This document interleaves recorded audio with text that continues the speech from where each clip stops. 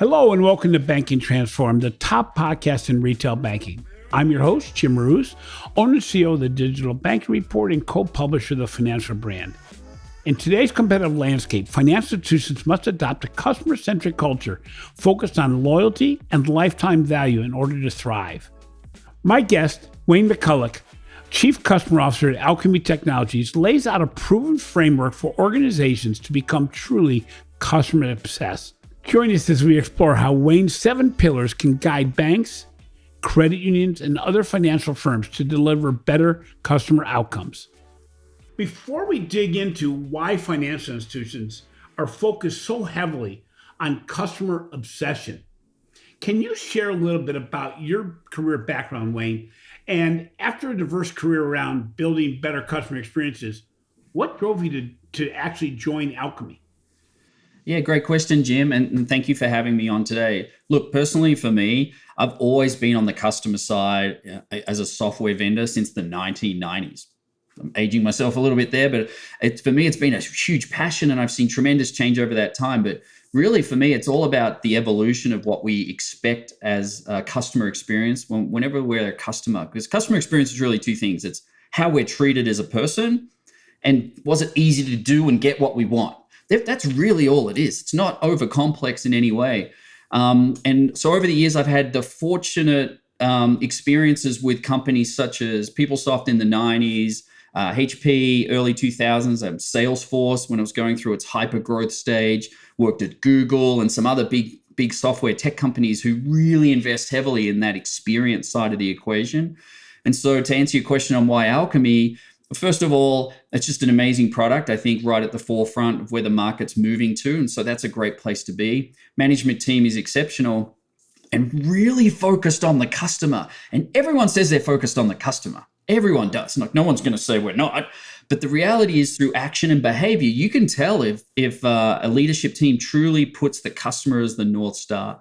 And Alkami does. And for me, the fintech world is lagging behind the rest of the world when it comes to amazing, personalized, omni-channel customer experiences. So I feel like I can make a big difference in this space with a company like Alkami. So what inspired you to write a book covering the building of a customer-centric culture when there are so many customer-centric culture books out there? And why do you feel there's a missing piece in many organizations? And thirdly, what's the biggest missing piece in the financial services industry? Ooh, okay, so it's a big It's question. a lot to uncover, yes. Okay, this will be the rest of the podcast. So first and foremost, the reason I wanted to write the book was, you're right, there is a lot of content out there, from podcasts to books, to YouTube videos, to you name it. And for me, when I'm going through all those things, it's really difficult to piece them all together. So what you end up doing is you're like, oh, I have a problem here, so let me research how to make that experience better. And so you'll do a bunch of research and then you'll make some changes. And you do that over a period of time, but you still don't see the results. And the reason for that is because you're just tackling it piecemeal. What I realized was there was something missing, and it was a framework. Something that you could anchor all of your customer-centric initiatives around. And so the book, The 7 Pillars, was really written to do that, create a framework of 7 pillars that you can start to map out where all of your organization sits as far as its maturity for customer experiences. And so for me, that was the impetus to write the book. I feel like, at the end of the day, when we think about what is the most experienced thing, what's the most important thing in the experience, the reality is it's all really important. And what it depends on is what your customers need from you as a financial institution. And you need to ask your customers, you need to listen to your customers, you need to poll your customers constantly to understand what it is they're looking for from you to be a better vendor, to be a better partner, to create a better experience. And so for me, it sounds like I'm dodging the question, but the reality is each financial institution that I talk to, I find that there are different elements where they're strong and where they're weak. And what we want to do is understand what their members or customers are telling them to say, I need this to be better. This needs to be easier. And one really simple example is your digital banking experience. I need that to be simple, easy, in my hand, and it just works. And so for me, that's a critical selling point of Alkami as a product, for example. But every financial institution might have something very different that it needs to go focus on. And the only way to know is to ask your customers. So what are the 7 pillars? The 7 pillars really are, first of all, it's the operationalization of your customer experience. What I mean by that is you map out your customer journey. Most companies do that. And you start identifying moments of truth. These are the things that happen that a customer or a member interacts with you as a brand, and you have to be amazing. And there are many of these, and they can be in person, can be online, can be in a branch, can be in many different locations. But the goal is to map out all of those moments of truth and then determine who owns that experience. Who owns that? Who's responsible for delivering a great experience at that moment in time? Is it your website? Is it the branch manager? Is it your digital banking app? Like what is going to own it? And then being able to see exactly how good you are at each of those moments of truth. And that's the first pillar, because it's all about getting set up for being able to do this at scale.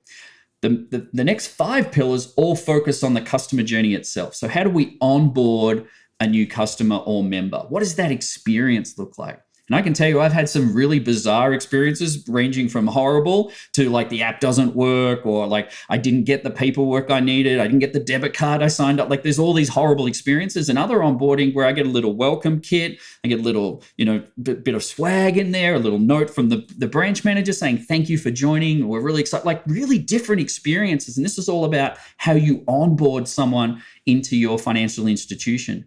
The next part is then adoption, which is how do I get our members, our customers to adopt the capabilities of what we offer as a financial institution. And that could be through loans or credit card payments or through any myriad of different offerings, checking your credit score online, like any of these things. How do I get adoption of that and be thinking about how to bring a customer through that process? Then there's retention, which is how do I retain our client base? And that one's a really tough one, because it's easy to see when someone leaves, but it's too late. So how do you know? How are you listening for signals that tell you, oh, this could be someone that's going to be leaving us very soon, and react to that in real time? The next part is expansion. This is like, how do we expand the suite of offerings that we can present to an individual? That helps with retention, improves adoption, but ultimately grows your bank, whether it be deposits that you're trying to grow, more loans you're trying to make, or any myriad of other offerings you have. And then finally, advocacy. This one's the most nascent part of the whole industry, which is how do I take existing people that love my experience I'm providing as a financial institution and tell people about it? And I've only seen 1 or 2 companies do this really well. And the first one I remember was like SoFi, like creating the member experience to be so unique. They go out and tell everyone. And that company grew like wildfire because it focused on the experience. And that is something unique and different. And so that's that whole advocacy piece. And the last part is strategic advisor. How are you being a strategic advisor to your members and customers? Not sending generic, mass emails that say, hey, check out what's going on in the economic world today and things you should know, but really thinking about the financial maturity from a experience perspective of your members, of your customers. Like, are they really adequately prepared for what's going on right now in a financial aspect of their lives? And can you assist? Can you help? Can you be a strategic advisor, whether that's through wealth management or refinancing a home loan or whatever, but knowing the right thing to ask. Most financial institutions today, I get it every 2 days. I get a spam from the bank. Hey, you should check out new car loans. I'm like, I'm not in the market for a new car loan. What a waste of my time.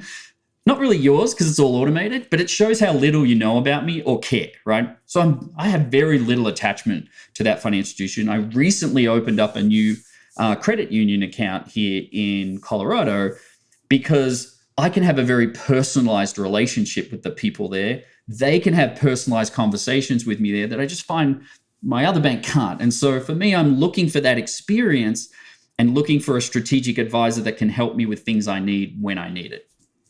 So I find it interesting. I've known Alkami for quite a long time.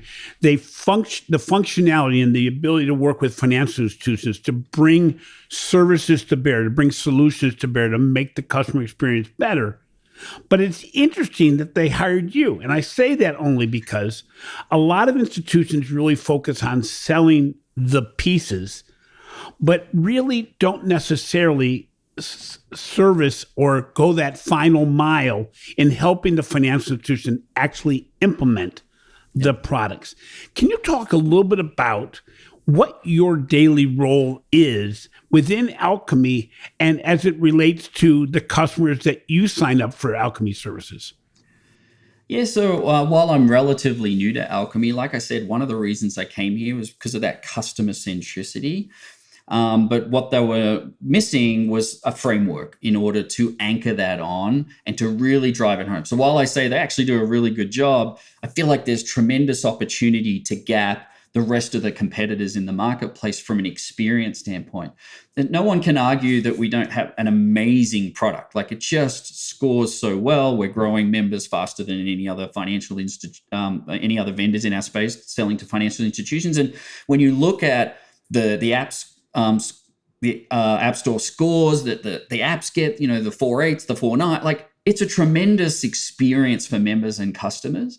And I feel like what we can also now do is create that unique experience for the financial institutions that we help arm with this amazing technology to go provide to their clients. And for me, that is a big opportunity here to separate ourselves, because this is really hard.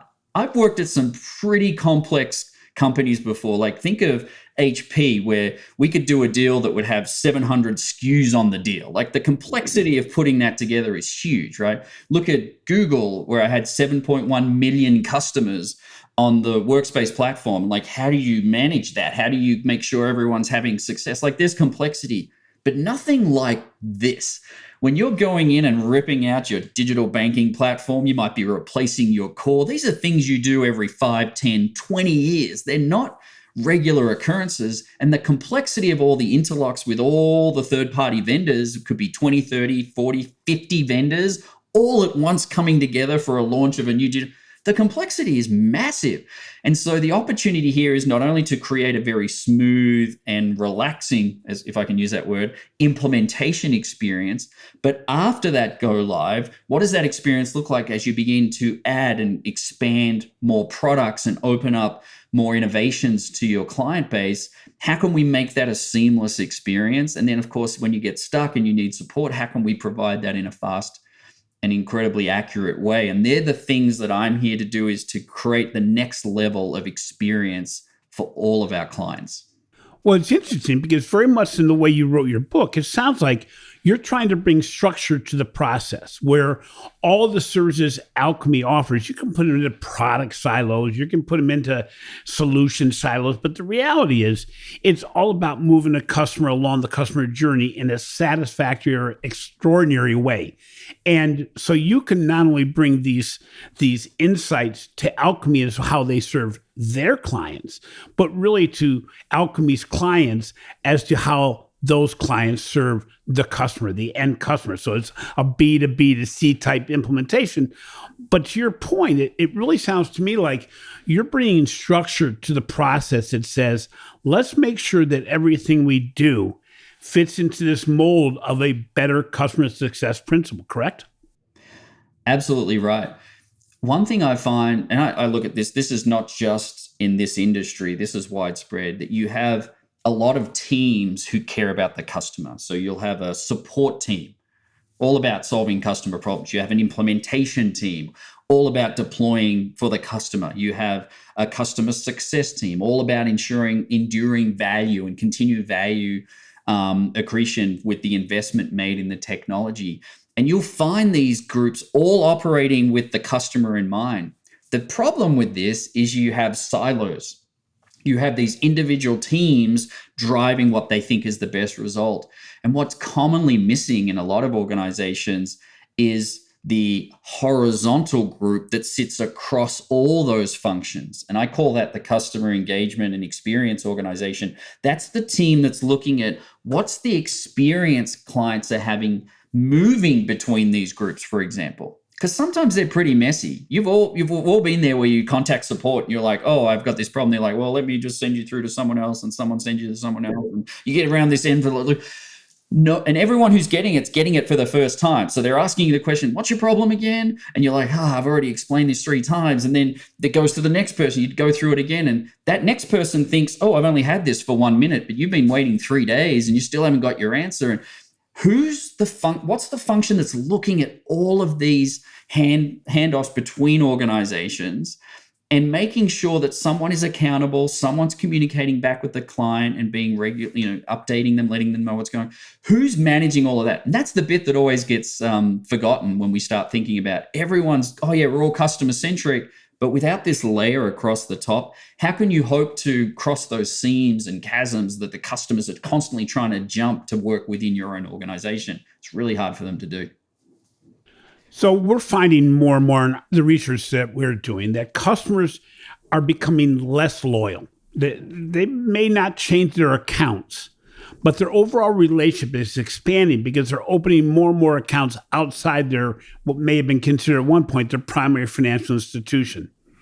So how can financial institutions leverage your customer success principles to improve retention, loyalty, engagement? During times of economic uncertainty and volatility, it makes a consumer feel like they need more.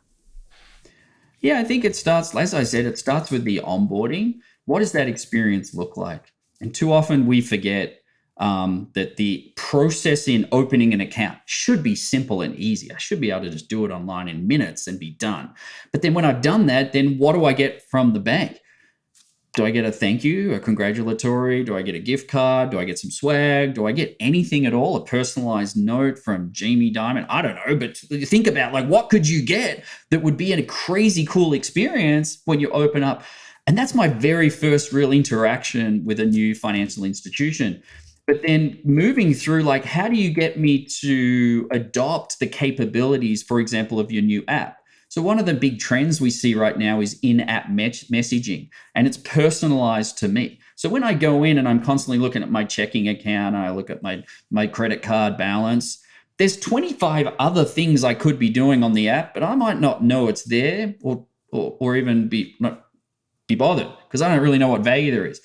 But imagine if a little note popped up and said, hey, we noticed that you haven't checked your credit score since you've been on this app. We'd love for you to check out this cool feature we bring to you at no cost. And you're like, oh, cool, I'll check it. Now that's part of my routine. And over time, I start adopting more and more and more of the capabilities of the digital banking platform, for example, and suddenly I'm now doing everything there. And why would I go anywhere else? Because everything's being done there. There's just some simple examples, but the reality is, you are right, that loyalty is moving away. Why? Because customer service is getting worse. Customer experiences are getting worse. Have you noticed that? We complain about it all the time, but we don't do anything about it. We just my expectations are also getting greater because I'm getting some great experiences now where Amazon, for instance, or Uber even continues to stay in contact with me and offer me more elements that are aligned with what they have found me to want. And it's interesting because you're seeing these best organizations moving away from transactions to engagement. And you talk about it in your book, moving away from customer relationships to strategic partnerships, which I thought was brilliant because it's really increasing the value transfer to make it so customers seek you out to do not transactions, but interact with you, correct? Absolutely. I have less time to chase, project manage, to hold accountable other institutions I work with. I want that to be done for me. I think one of my favorite examples is my wife and I were lucky enough to buy a Tesla many, many, many years ago. And I remember pulling into the garage and it popped up on the console. It said, we've detected there could be a problem with the car. And I'm like, oh, okay, that's pretty cool. It's detecting there may be a problem. I don't know. Secondly, it says, we've already alerted the service dealership. And I'm like, well, that's pretty cool. I didn't have to do it. And then it said, we've got some dates and times available here. Do any of these work for you? We'll send someone over to check it out. And I'm like, press a button, I'm done. That was it. That was my whole involvement with a problem with the car. I didn't have to call, I didn't have to go online and find a time. I didn't have to drive to the dealer. I didn't have to wait. I didn't have to get a loaner car. I didn't have to do any of that. And so that for me is like, oh, I'm only ever buying this car again because all this is taken care of. My experience is amazing. And the experience it gave me back was time, the most valuable resource on the planet. And it takes all that stress and headache away. And so for me, looking at, from a financial institution, what are the things you can be doing that can give back time to people, that can create a great, memorable experience that's personalized? And sure, we can leverage generative AI, we can do all this cool stuff, but the only thing that matters is that experience for the individual. Are we treating them like an individual, not a mass marketed person I'm just sending a blast to on email? And are we making it easier for them to get what they want and need, whatever those services are? Answer those two questions, yes and yes, you're going to win. It's interesting. You talk about making it easier and giving me time back. Part of the customer success journey includes obviously measuring results. And while NPS has been a dominant metric for quite some time and still is, what drives the need for an additional metric such as a customer effort score, which you're a real proponent of? Yeah, look, you're going to get me really on a soapbox here, Jim, because for me, I figured this is what you wanted to talk about, so I'm going to get you there. So I got to tell you, I've seen so many companies put so much value behind an NPS score, and it's just a waste of time. Look, to be fair, someone's just woke up recently and said, oh, look, NPS is only measuring perceived behavior at a specific point in time. It's not measuring actual behavior. And more often than not, those two numbers actually never match up. Imagine this. Humans don't always do what they say they're going to do.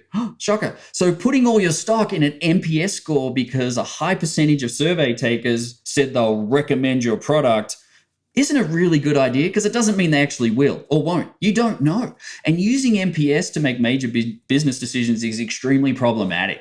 So if you're doing it today, don't do it. Just stop doing it. Here's a personal example. I've said recently, well, not recently, 5 years ago, but recently I remember telling the story. I'm like, 5 years ago, I said, I hate my bank, I'm going to leave them. And 5 years later, I'm still with the bank, right? My intent doesn't match my behavior. Oh, exactly right. And it's getting worse because it's hard to leave. It's not hard to diversify. Yeah. Right. So it's easier to add on another financial services product or vendor institution than leave the one I'm at. I've set up all my bill pay. I got all that going, right? But I'm slowly moving away. And this is typical in human behavior. It's easy to talk a big game. It's really hard to follow through. And so for me, NPS is all about perceived behavior and intent that may never happen. So why measure that? Customer effort score, on the other hand, that's capturing an actual behavioral experience that a customer already went through. So you're not trying to gauge if they're going to do something or not do something. You're just measuring what they went through. And it's based more on reality than NPS ever could be, because NPS is just measuring an intent, a perceived behavior. So for me, the CES score is basically one of the best measures of how good your customer experience is. Remember, I said customer experience is two things. How well do you treat me, and how easy is it for me to transact or do what I need or find what I want? The customer effort score really takes care of that second piece. Was the effort for you to get this problem resolved, this new service activated, this something that you specifically didn't even know you needed but was presented to you and consumed in an easy way? That CES score is basically tracking how good you are as an institution at doing that. It's interesting. I'd say the other element of that was customer empathy score. How much empathy did the organization show you in trying to help you get to where you want to go? And as you said, the customer effort score is, did you get me there easily? Yeah. In your opinion, how does customer effort score differ in capturing the nuances of the customer experience compared to an NPS score? Look, if we start with the belief that customer experience is a really important aspect of banking today, then we need to believe that every strategic decision we make has to put the member or customer at the center of those decisions. So banks and financial institutions obviously need to be digitally transformed to deliver consistent banking experiences, whether it's online or retail. So it's really important I remember reading recently in the digital banking report, they found that, and this is in quotes, improving the customer experience in banking should be the first goal of banking institutions and financial services providers. Why is that? Well, because CES, Customer Effort Score, can be a proxy for tracking how sophisticated we are when it comes to these seamless and personalized interactions along someone's journey. And so for me, the Customer Effort Score really is something that should be driving a lot of your decisions when it comes to strategic decisions you have to make, because it is driving the ultimate experience, which is the only real differentiator in the market. You can have different products, you can have different rates for CDs or something transient from time to time, but that's only temporary. The long game is keeping a customer for life, and you do that through making it all about them and making it easy for them to do business with you. So in banking, do you see the improvement of a customer effort score being more of a top of glass change or behind the glass change? In other words, is the back office more responsible for driving the customer effort score than simply the nice nuances of the customer user experience? I think that's a really good question, because the answer is you need both, obviously.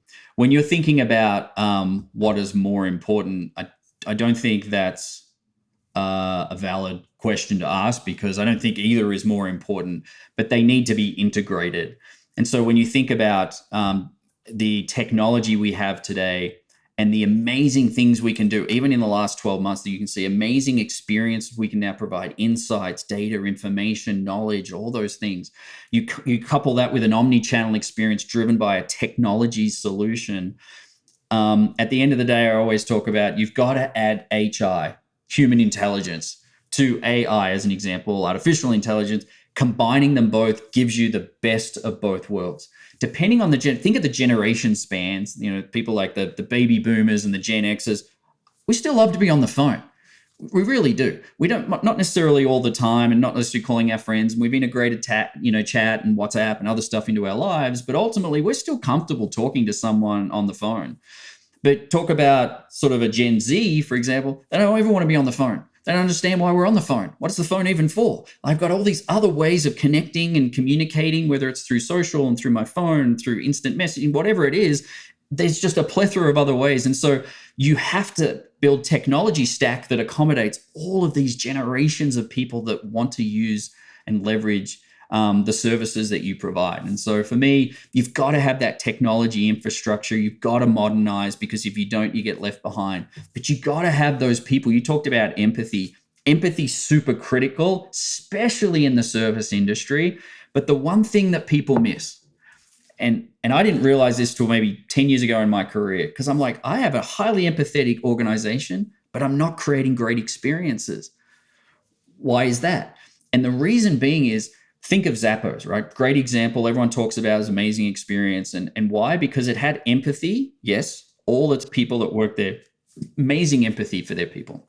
I think Chewy is another example of a company that has incredible empathy from its employees, but it didn't have customer centricity. The other organizations don't have customer centricity. So Chewy, absolutely. Yeah. Zappos, absolutely. Where they give the people at the front line the power, the authority, the ability to make it right no matter what. If it's sending something for free, sending flowers because their love dog passed away or whatever, like, this is all about customer centricity married with empathy, wrapped in technology. That's who wins every time. Well, it's interesting because that's what Four Seasons was always known for. The fact that they got it from behind the desk. They didn't have the rules that said you have authority up to $50. They had the decision-making power to make it right, no matter what it took. And they didn't get criticized for it. One of the big challenges in financial services and somewhat in other industries as well is our silos. The silos just create so much friction behind the scenes. What does it take to break down those silos and align better around the customer as opposed to the product?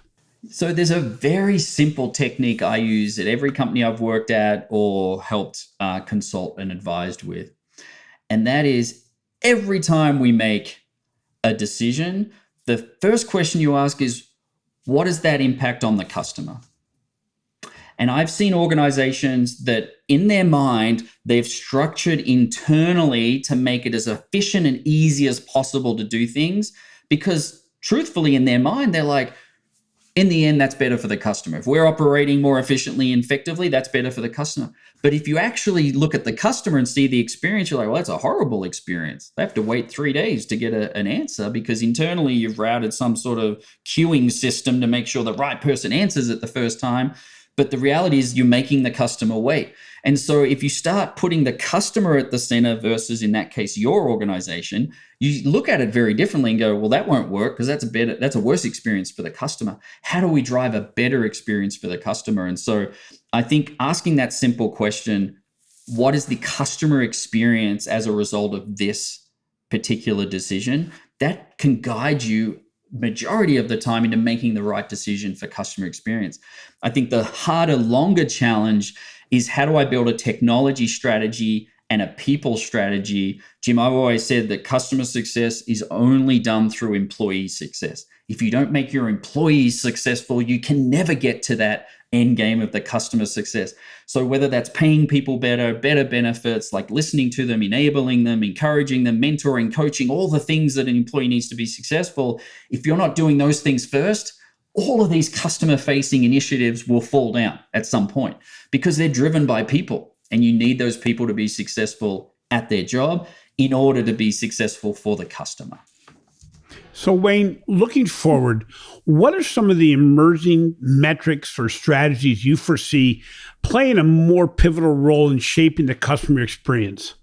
Look, I think, we have some backward-looking metrics like the customer effort score, like what was the experience you just had. And the hope is that's going to drive changes that drive different outcomes in the future for our customers. And so there's a number of metrics that we can look at. And it really comes down to the difficult part here is I'm trying to marry metrics that my customer cares about with metrics that my employees care about, with metrics that my stakeholders and shareholders care about. And so you've got the difficult challenge of working out what are the metrics that drive each of those three that can align at some point throughout the organization to ensure I can do all three. And so whether that's, my profitability is really, really important. Well, I could do that 2 ways. I can cut costs, could fire people, close brand, I could do all that sort of stuff and make a profit. Or I can work out what the most profitable products are that we offer and work out a strategy on how to get adoption in my current client base to adopt more of that while bringing new clients in and attracting them to the bank. That can also drive profitability. Well, one's really easy and one's really hard. And it's pretty obvious when you look at organizations which one they err towards. And so for me, it's really understanding what are the key metrics across those three constituents: your client base, your employee base, and your shareholders and stakeholders. What are those metrics, and being able to map them out and then make sure that whatever processes you've got in place to go drive those outcomes are aligned. And that's what customer experience is all about. How do I align those three things together?